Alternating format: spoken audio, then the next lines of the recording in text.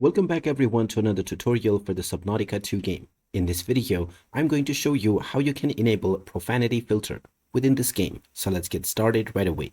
First of all, open up Subnautica 2 on your device, and after you are taken into the main menu, just click on Settings at the bottom section. Once you are within the settings page, you will need to click on Debug/Info, which is at the top right corner. Then within this tab underneath General, you will find the Profanity filter option. You can either toggle this on or turn it off based on your desire. Just click on whichever option you would like to use, and then you can go back and your changes will be saved.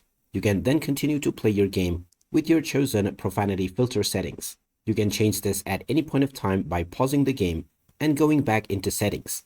Then from the Debug/Info page, you can once again turn it on or turn it off. So there you have it. That is how easy it is to enable or disable Profanity filter on the Subnautica 2 game. If you find this video helpful, don't forget to hit that like button and subscribe to our channel for more helpful tips and tutorials.